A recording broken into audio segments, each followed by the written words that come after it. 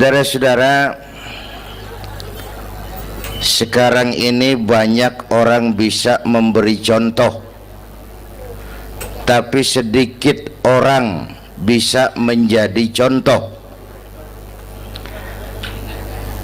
Ngasih contoh mah gampang, jadi contoh susah. Karena beliau manusia. Laqad ja'akum rasulun min anfusikum. Kalau kambing disuruh nyontoh ayam, yang nyuruh nyontoh kagak punya pikiran. Ya, kagak level. Kambing mah nyontohnya kambing, kebo nyontohnya orang, nyontohnya orang. Makanya Nabi kita orang, bukan malaikat, bukan jin, bukan dewa, manusia. Kalau manusia disuruh nyontoh manusia, itu perintah masuk akal, predispositionnya sama. Kalau disuruh nyontoh malaikat mah ribet kan. Malaikat bagaimana nyontohnya, dia mah tidur kagak, makan kagak, sama duit budak, sama perempuan kagak open, lah susah nyontohnya. Ya, Superman tuh biar hebat nggak bisa dicontoh Superman, bagaimana terbangnya, lagian pakai celana dalam di luar ban, nggak bisa dicontoh Superman mah. Nabi kita manusia utuh, cuman sungguh pun manusia, kualitasnya beda. Ini namanya basyarun la kal basyari, manusia memang, tapi jangan samain, bobot bibitnya beda. Contoh, kita nih manusia, kita tidur. Nabi kita manusia, beliau tidur. Tidur Nabi, tidur mata doang, hatinya nggak pernah tidur. Tuh bedanya sama kita tuh. Tidur kita keblek, asal tidur habis-habisan. Lagi, kita manusia, kita keringetan. Nabi kita manusia, keringetan. Keringet Nabi harum wangi, bau minyak kasturi, zaman belum ada parfum. Keringet kita udah rasain aja masing-masing dah, jangan pakai dikebet udah.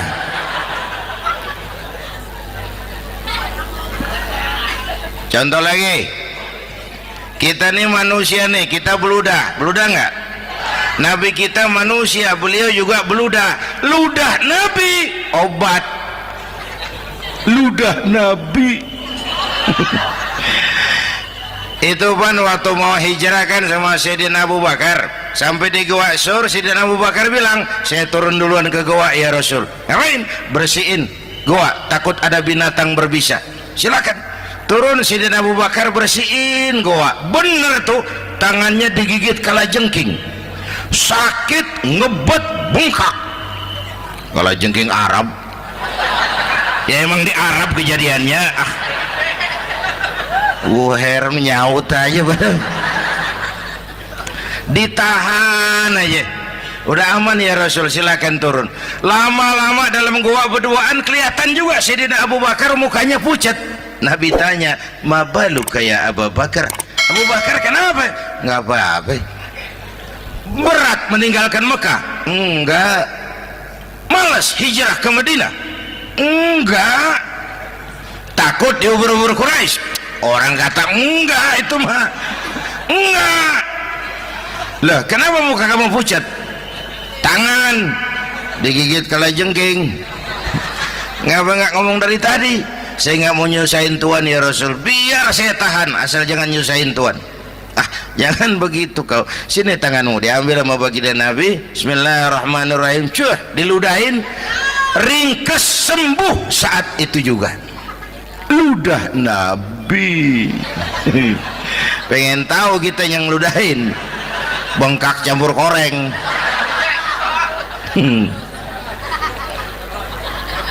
Satu tuh alasannya kenapa Nabi dijadikan contoh, karena manusia. Kalau manusia disuruh nyontoh manusia pasti bisa dong ya. Yang kedua, karena tadi kata Bang Haji Omar, pribadinya itu pribadi yang multidimensi. Mau nyontoh apa? Pak, saya ini pengusaha Pak. Nabi umur 9 tahun udah ke Syria tuh, dagang lintas negara, Syam tuh. Saya jenderal Pak, Nabi mimpin tentara di medan perang Mas. Saya mau balik Pak, Nabi dakwah Bung. Saya guru Pak, Nabi ngajar Mas.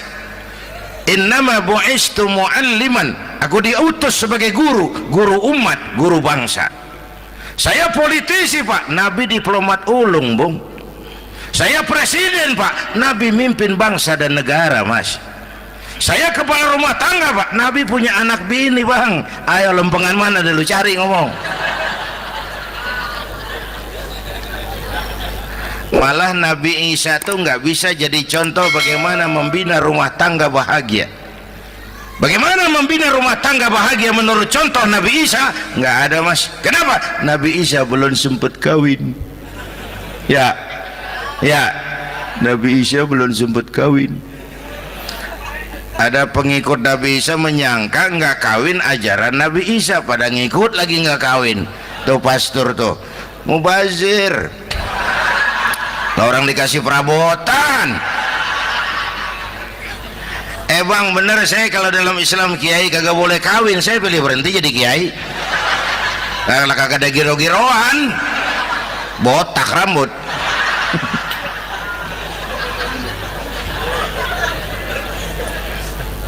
Makanya Bang Haji Omar cerita poligami saya girang banget tadi.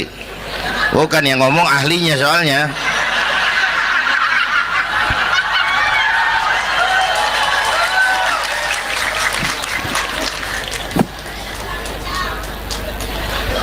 Dadah gitu aja deh ya. Nah, kata Imam Busair ini yang dahsyat. Ka'annahu wa huwa fardun fi jalalatihi fi askarin hina talqahu wa fi hasam. Sepertinya kehebatan Rasulullah itu sama, baik sendiri maupun di tengah tentara. Artinya begini, orang hebat banyak, tapi yang hebat di mana-mana susah nyarinya. Baginda Rasul ini lagi duduk hebat, lagi jalan hebat, ada di pasar hebat, lagi di masjid hebat, di medan perang hebat, di depan anak-anak hebat, di mata musuhnya hebat, di depan sahabatnya hebat, di mata istrinya hebat, di mana-mana hebat. Lah susah cari orang begini Bang. Ya, kita mah hebat juga setempat. Di kantor hebat, sekantor orang diomelin. Di kantor, pulang ke rumah dikeplak sama bininya diem aja. Nih di depan bininya dia kagak hebat dia mah.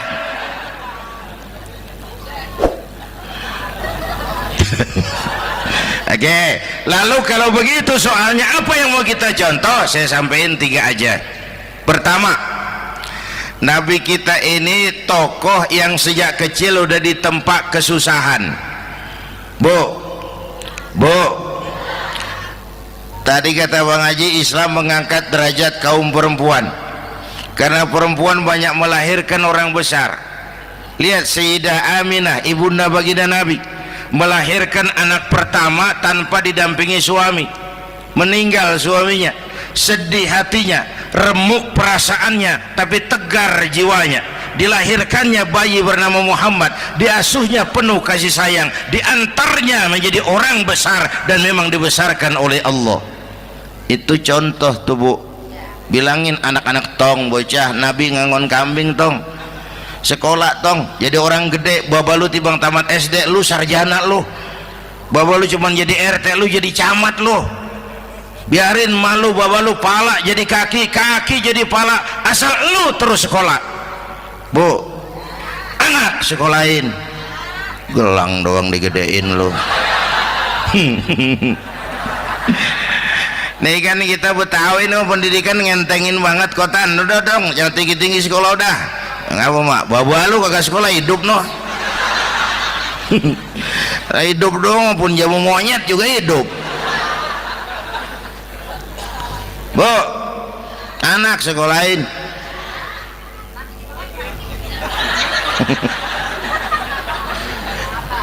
Mahatma Gandhi, kecilnya begeng, ceking, cacingan, liatim.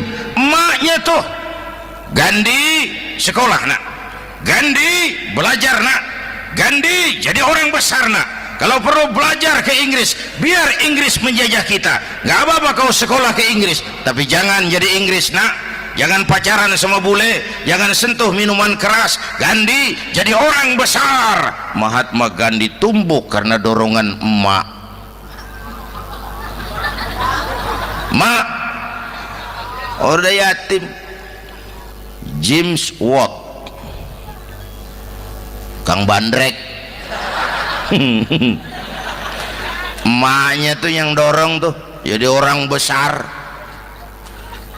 Belum lagi perempuan yang jadi besar. Di Indonesia ada Kartini, di Jawa Tengah ada Dewi Sartika, di Jawa Barat Dewi Sartika, di Bengkulu ada Fatmawati Soekarno, sang penjahit bendera merah putih. Di Aceh muncul Laksamana Malahayati, disusul kemudian oleh Cut Nyadin, baru kemudian muncul Cut Koko, Cut Meme, Cut, ya udah tak cut lain dah.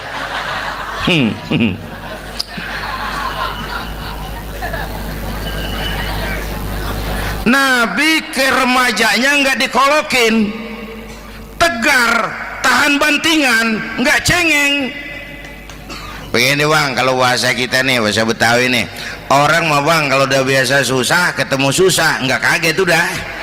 Ya kita Betawi kan mah susah udah nukangin. Susah mulu. Saya santri nih biasa makan kangkung, datang ke rumah temen dikasih kangkung, makanan gue ini mat, dikasih daging ayam lah nambah, emang apa? Orang mah kalau biasa susah enak nggak kagetan. Saya santri biasa tidur di masjid, disuruh nginep di hotel lah pules nggak? Tapi yang biasa tidur di hotel suruh nginep di masjid encok. Makanya kemarin tuh waktu menteri-menteri baru dilantik tuh saya ngarepin tuh, mudah-mudahan nih menteri ini begitu dilantik bacaannya nawaitu sauma godin. Lu pada niat puasa dulu dah, entaran. Puasa kan bukan kagak boleh, nunda doang, nunda puasa mah. Tempe boleh maghrib, tahu boleh maghrib, air kelapa boleh maghrib. Lu menteri pada mau naik mobil mewah boleh ntar kalau ekonomi udah mendingan, rakyat udah pada legaan napasnya. Ya sebab apa? Itu duit buat mobil para menteri kan duit negara kan duit rakyat. Duit rakyat kan duit gue juga, itu ada di situ. Gue bayar pajak. Sayangnya kebanyakan pejabat kita asal dilantik aja bacaannya Allahumma lakasumtu, niat buka puasa. Orang buka puasa kan kemaruk, apa jadi gares ya? Bu, jadi benar Islam mengangkat harkat, derajat, martabat kaum perempuan. Kata Bang Haji Umar tadi, denger nggak tuh? Waktu Nabi ditanya, ya Rasul, siapa yang paling harus saya taati di dunia? Ibumu. Setelah itu ibumu. Setelah itu ibumu. Setelah itu bapakmu. Ibu 3 kali disebut, bapak coba pikirin, ibu 3, bapak 1 bapak. Ini bagaimana ngitungnya? Ini jadi kerok begini nih ngitung nih.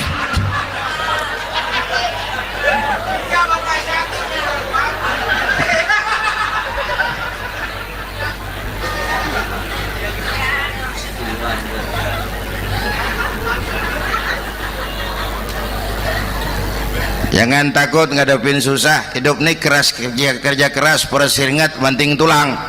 Ya Bu. Satu. Yang kedua, contoh dari Nabi, orang yang paling bersih hatinya Rasulullah, orang yang paling baik akhlaknya Rasulullah, orang yang bahkan sudah dapat jaminan ampun dari segala dosa Rasulullah. Tapi orang yang kalau sholat malam sampai bengkak kakinya karena rajin sujud Rasulullah. Aspek ibadah. Apaan? Hei, diam-diam giliran gue ini ngomong.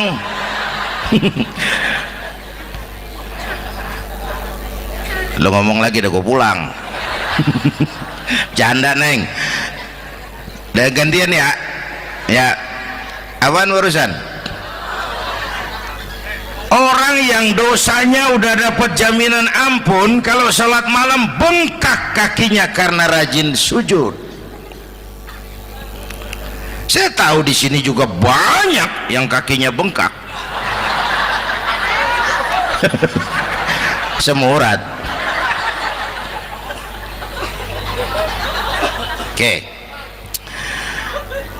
Kira-kira 3 minggu yang lalu saya menghadiri haul akbar Syekh Maulana Malik Ibrahim di Gresik, haul ke-609. Dari situ saya ke Surabaya ikut zikir sama keluarga besar Tarbiyatul Qulub. Waktu zikir saya terkejut, ada kalimat yang dibaca ratusan kali menyentak perasaan saya. Kalimatnya sederhana, kita hafalah, yaitu kalimat ana Abdullah.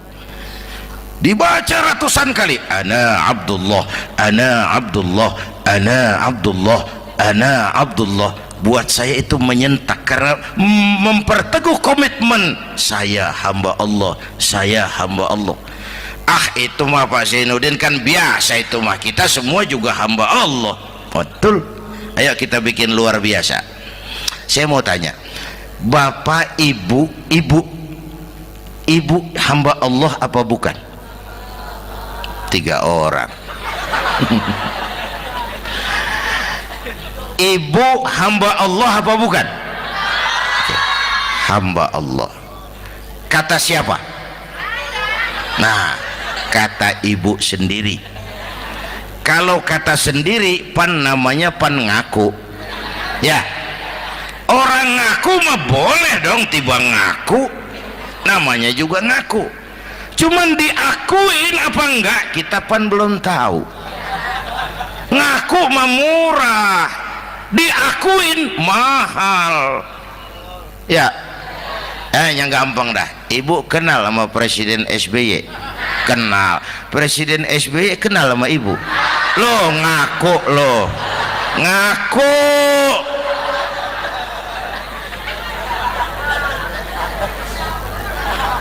Saya hamba Allah, kata saya. Berapa banyak orang mulutnya hamba Allah, perbuatannya menyatakan dia hamba dunia, hamba harta, hamba jabatan, hamba setan, budak nafsu. Nggak sesuai ucapan sama perbuatan. Yuk jadi hamba Allah yang beneran. Jangan separuh-separuh. Kita mapan asal sakit mah hamba Allah. Ya Allah, ya Allah, lagi sakit, sehat ya dikit, keder, nyari masjid nggak ketemu.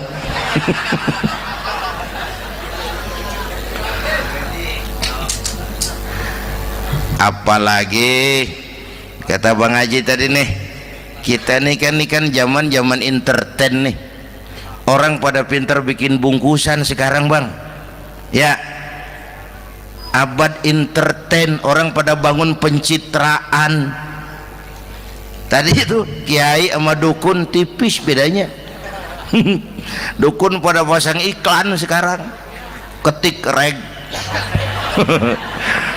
Waduh, sampean lahir hari Selasa, nggak cocok di air, ono di hutan sono. Larang udah dagang es jadi berhenti, nggak cocok di air.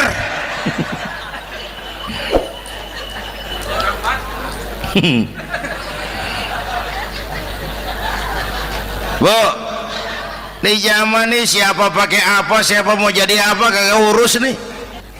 Bapak Ibu hadirin yang saya hormati, dan masyarakat kita ini kayak daun kering. Tahu daun kering? Gampang dikumpulin, susah diikat, berisik, gampang dibakar. Tuh daun kering. Penyakitnya kutil, kurang teliti, cepat heran, gampang kagum. Cepat heran, gampang kagum. Dulu ada tuh satu hari tabrakan di jalan kenceng, buah, korban jatuh belepotan darah, dikerubungin orang banyak. Datang wartawan mengambil gambar dari dekat, susah, orang banyak bener ngerubung. Cari akal nih wartawan, tolong saya dikasih jalan ke dekat korban. Orang nengok semua, saudara siapa? Saya bapaknya korban, katanya. Dia ngaku bapaknya korban. Ya orang minggir semua, minggir, ini ada bapaknya korban. Orang minggir semua, dia maju ke depan korban. Sampai di depan korban, pucat mukanya tuh wartawan. Kenapa? Yang ketabrak anak monyet, Pak. Dia udah kedongan ngaku bapaknya korban.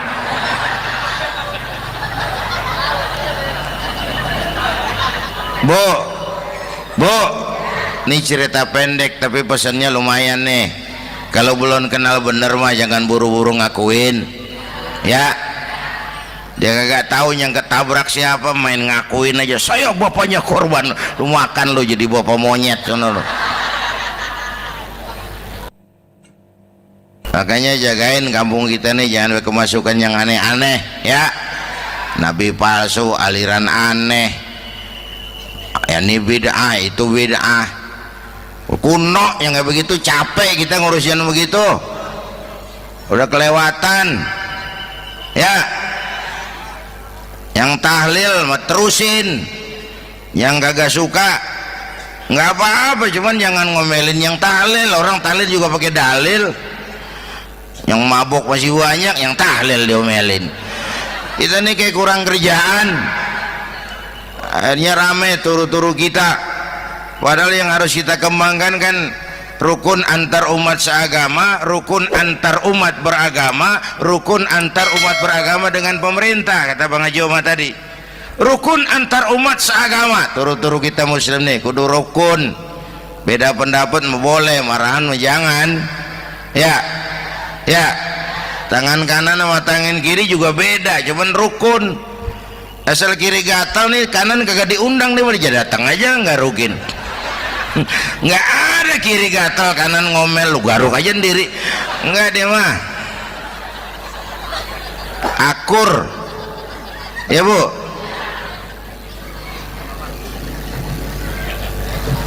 Yang kedua, rukun antar umat beragama. Islam ini rahmatan lil. Yang ketiga, rukun antar umat beragama dengan pemerintah. Ini mah kita kan bermasyarakat sama juga sembahyang berjamaah, ada imam, ada makmum, ya. Nih rakyat kalau jadi pemilih yang pintar ke depan, mau milih wali kota kayak gubernur kayak presiden kayak. Sebab apa? Sholat berjamaah kan siapa makmum kagak penting, Bang. Makmum mah siapa aja boleh, ya. Tiba ngikutin dia mah, ngaji dia mah gimana kayak nggak ada bab pemilihan makmum. Nggak usah, makmum mah kagak usah dipilih, siapa aja boleh, ya. Bang, tuh orang budak, Bang, boleh jadi makmum. Bacanya kagak fasih, boleh jadi makmum. Ketinggalan satu rakaat, boleh jadi makmum. Tapi nggak tiap orang boleh jadi imam. Siapa yang dipilih jadi imam? Pertama, a'lamuhum, kata Nabi. Orang yang paling alim di kampungmu siapa? Angkat jadi imam. Yang paling alim, bukan yang paling tua. Tua juga kalau kejemur kisut. Dulu tuh Nabi Adam waktu diangkat jadi khalifah kan bekalnya apa? Wa 'allama Adam al-asma'a kullaha. Al-asma' ay al-ulumul katsirah.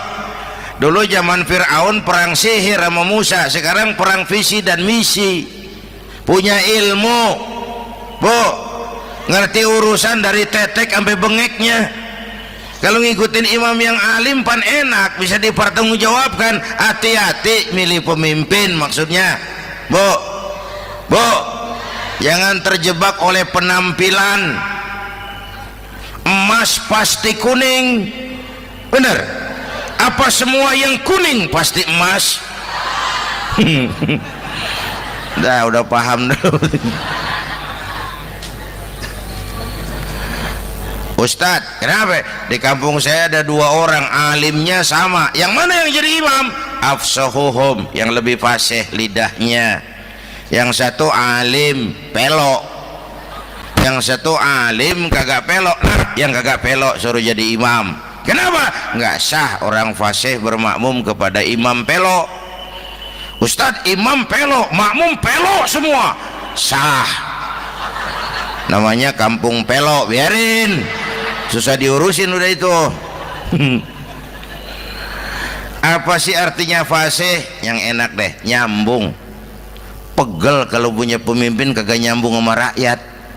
Ya, rakyat mau yang ngidul dia ngalor, rakyat mau yang ngulon dia ngetan. Lah kan capek rakyat, kagak nyambung.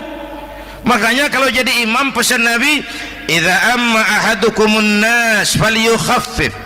Kalau kamu jadi imam, ringankan sholat kamu. Itu makmum nggak sama kekuatannya. Jangan panjang-panjang kalau jadi imam, kudu tahu keadaan makmum. Tuh makmum ada yang udah tua rentak, diri aja udah gemeter. Ada yang punya darah tinggi, kalau sujud kelamaan palanya ngebet. Ada yang udah janji tuh makmum habis sembahyang mau terima duit. Kalau imam kelamaan, kalau saudan makmum.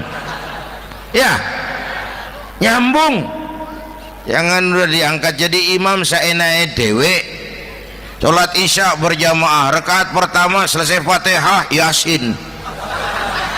Makmum ikut mengikut, cuman bari ngancem. Besok gua tawiatin balik lagi udah. Kagak nyambung. Kalau nggak nyambung tuh capek, bu. Jangan tersenyum kepada orang buta, jangan berbisik kepada orang tuli. Kagak nyambung. Orang buta diajak senyum, bagus sih maksudnya, cuman kan rada mubazir. Orang kagak paham. Cari pemimpin yang nyambung. Kalau memang masyarakatnya suka tahlil, cari pemimpin yang suka tahlil. Rakyatnya suka maulid, cari pemimpin yang suka maulid, supaya nyambung, kagak pegel kita.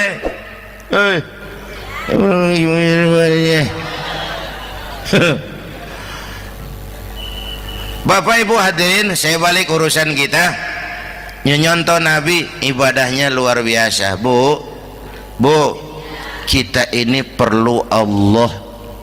Kita ini perlu Allah. Semua kita perantau di bumi Allah ini. Perantau pasti pulang.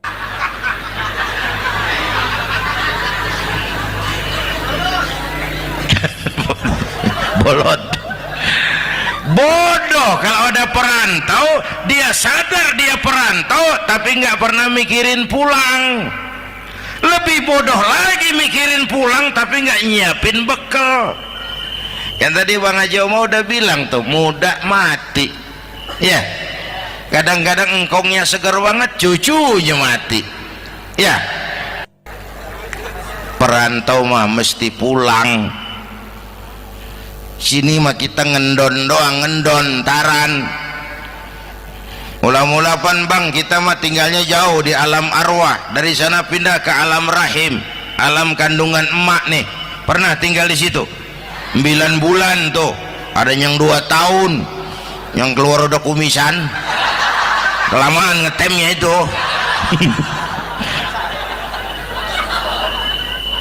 Dari sisi ini mau pantas ibumu, bapakmu, karena alam rahim, fisik dan psikis emak lebih capek dari kita bapak. Kita mah orang laki mah, kita mah pan investor gitu mah, nanam modal doang.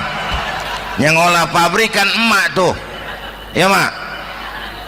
Pabrik. Anak-anakku remaja, pemuda yang hadir, masya Allah, emakmu, emakku, emak kita semua nih, dari mulai ngidamin kita udah kita seksa nih mana. Dari mulai ngidamin kita udah kita seksa emak nih, muntah nggak urus. Mending ada yang dikeluarin mah enak, lega. Ini kagak ada apa-apanya. Bener mak. Yang dipengenin yang kagak musim, lah kan setengah mati lagi urusan. Tengah malam pengen megang pala kereta, lu jorok bener lu, gue heran.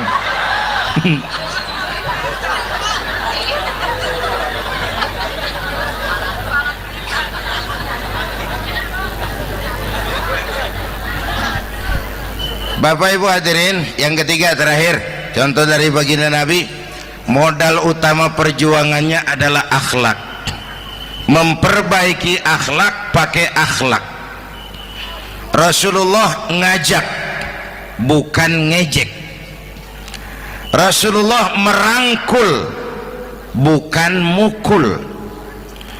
Rasulullah pakai argumen, bukan pakai sentimen.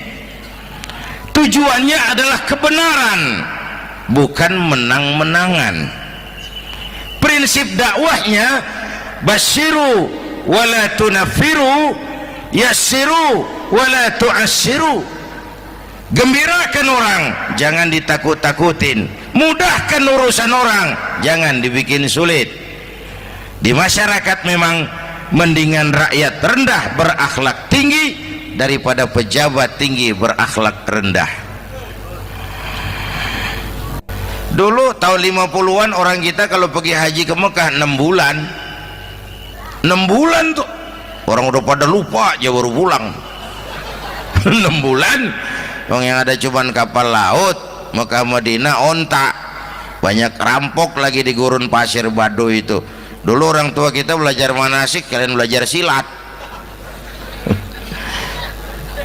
Sekarang karena kemudahan kemajuan ilmu menciptakan Boeing memotong waktu 5 bulan, orang pergi haji cukup sebulan. Bapak Ibu hadirin yang saya hormati, oleh karena itu menjaga nilai-nilai akhlak itu penting. Kepada siapa kita harus berakhlak? Pertama, kita harus berakhlak kepada Allah. Bagaimana caranya? Jangan menyekutukannya dengan sesuatu pun. Yang kedua, jangan menyembah kecuali hanya kepadanya. Yang kedua, kita harus berakhlak kepada sesama tadi itu. Yang ketiga, kepada lingkungan. Saya dulu masih zaman ada almarhum kakek saya, engkong. Kampung saya banjir, air masuk ke rumah. Saya teriak, "Kong, banjir Kong." Engkong saya ketawa, "Biarin, bukan salah air, habis salah lo." "Salah kita bagaimana Kong?" "Lah lo tempat air lo tempatin. Yang punya tempat datang ya kagak ngerti, ini tempat gua, ini di sini nggak pada lo, lah banjir." Engkong saya nggak makan bangku sekolahan, tapi wise Pak. Air kan bukan musuh, air kan temen kan kudu punya tempat. Lalu kagak punya tempat, pantas kemana dengan ayam, banjir ya. Dulu saya remaja ngaji babul istinja, kiai ngajar makruh buang air kecil di tanah berlubang. Saya tanya, kenapa makruh kiai? Pertama, untuk alasan kesehatan, siapa tahu di lubang yang kamu kencingi ada gas beracun. Kalau tidak kiai, kalau tidak maka artinya melindungi binatang yang ada di dalam lubang. Siapa tahu di lubang yang kamu kencingin ada semut. Sedang rapat membahas laporan Susno 2Ji, apa dosanya lalu mati dikencingin? Ini namanya rahmatan li semut. Saya mau bilang alam sekarang tidak seramah dulu karena kita juga nggak ramah sama alam. Bapak Ibu hadirin yang saya hormati, padahal watak Islam rahmatan lil alamin.